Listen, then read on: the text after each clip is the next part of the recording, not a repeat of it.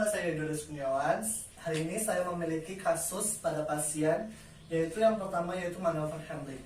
Nah, manuver Heimlich di mana kondisi pasien ada benda yang menyangkut pada tenggorokan pasien sehingga mengganggu pasien untuk bernapas. Nah, seperti ini ya. Pasien memegang memegang lehernya karena ada benda asing yang menyangkut di tenggorokan pasien. Kita cek responden pada pasien.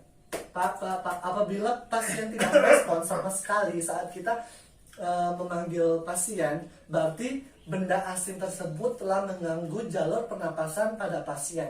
Langkah pertama yang kita lakukan yaitu menepuk bagian belakang pasien, yang terletak di antara dua skapula dan tangan kita di pertengahan dua skapula tersebut, yaitu mendorong tangan itu ke arah atas sehingga benda yang tersangkut di tenggorokan pasien bisa keluar. Kita lakukan sebanyak 5 kali. 1, 2, 3, 4, 5. Apabila tidak ada sama sekali perubahan pada pasien tersebut, kita melakukan langkah yang kedua, yaitu melakukan manuver Heimlich, dan di mana tangan kita berada di sebelah kanan, yaitu menggenggam atau mengepal, dan ibu jari di dalam kepalan tangan itu tersebut. Setelah itu kita lakukan di bagian prosesus stadius pada pasien tersebut atau di titik pertengahan antara hulu hati pasien. Seperti ini ya. Terus tangan kita membentuk lingkaran atau membentuk C. Sedangkan kaki kita menompang pasien atau membentuk tripod agar apabila pasien jatuh ke arah belakang, kita dapat menyangga tubuh pasien karena tubuh pasien lebih besar dari saya. Baiklah, kita lakukan manuver Heimlich, yaitu mendorong ke arah dalam dan ke arah atas ya, mendorongnya sebanyak 5 kali. 1, 2, 3, 4, 5. Kita lakukan 5 kali dan proses manuver Heimlich tidak berhasil. Nah, sehingga pasien, karena jalur pernapasan pasien tertutup oleh benda asing tersebut, sehingga pasien tiba-tiba mendadak pingsan. Kita letakkan posisi pasien senyaman mungkin ya, senyaman mungkin seperti ini.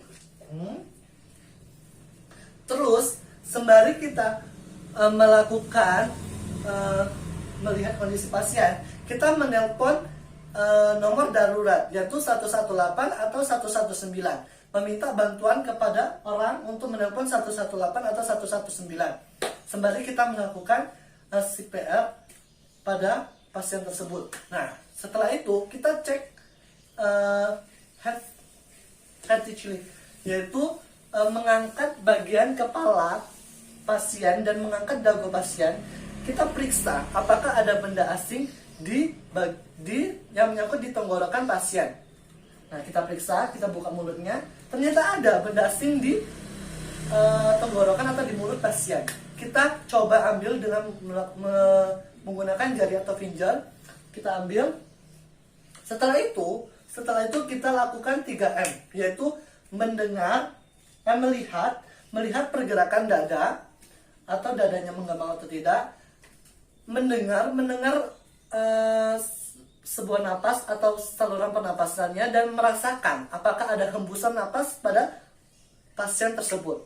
Nah, setelah itu kita lakukan abdominal thrust, yaitu di mana kita menumpangi tubuh pasien seperti ini ya, seperti ini. Terus tangan kita menganyam seperti ini. Kita letakkan di abdominal pada tubuh pasien.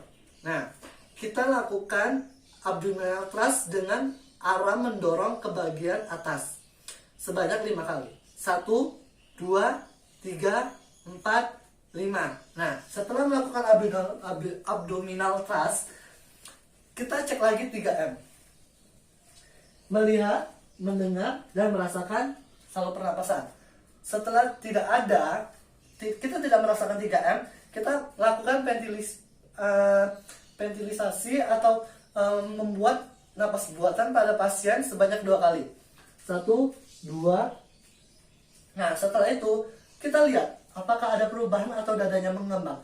Jika tidak ada, kita lakukan CPR. Nah, kita lakukan CPR. Di mana CPR dilakukan di bagian iga keempat atau terletak di bagian puting pada tubuh laki-laki. Kita anyam tangan kita seperti ini, posisi senyaman mungkin untuk melakukan CPR ini. Seperti ini ya. Nah, setelah itu kita jangan seperti ini atau bergoyang-goyang. Kita lakukan dengan tangan tegak lurus dan tubuh menjadi titik tumpu untuk melakukan CPR sebanyak 30 kali. 1, 2, 3, 4, 30. Nah, setelah kita melakukan CPR sebanyak 30 kali, kita lakukan 3M lagi. 3M tidak terasa. 3M tidak terasa. Kita lakukan ventilisasi atau napas buatan pada pasien sebanyak 2 kali. 2. Nah, setelah itu, setelah melakukan ventilisasi pada pasien, ada perubahan pada dada pasien. Ada perubahan pada pasien, kita coba cek nadi pasien. Nadi pasien tidak teraba. Nah, kita lakukan satu siklus lagi sebanyak 30 kali. Kompresi sebanyak 30 kali. 1, 2, 3, 4, 5, 6, 30. Nah, kita lakukan 3M lagi. 3M tidak terasa, kita cek nadi. Nadi udah terasa. Nah, kita lakukan ventilisasi karena 3M atau dadanya tidak mengembang. Kita lakukan 1, 2. Setelah lakukan 2 kali, kita cek dadanya sudah mengembang, nadi sudah terasa. Sembari kita menunggu unit gawat darurat yang untuk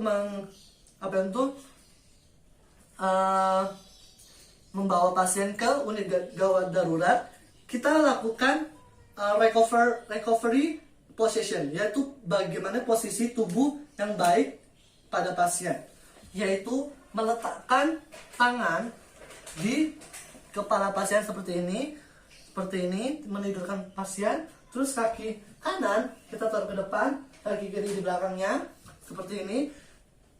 Mengapa demikian? Karena lambung terletak di bagian kiri tubuh pasien, sehingga pasien dapat muntah atau mengeluarkan benda asing di bagian tenggorokan itu, sehingga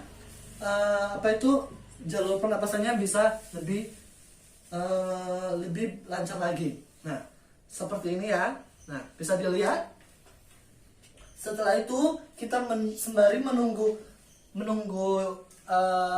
unit gawat darurat atau tenaga medis, kita lakukan lagi CPR sebanyak-banyak mungkin sampai kita lelah untuk melakukan CPR, dan kita pantau selama 5 menit dalam pantauan. Nah, setelah itu unit gawat darurat datang, terus pasien dibawa ke rumah sakit. Sekian, terima kasih video saya hari ini. Assalamualaikum warahmatullahi wabarakatuh.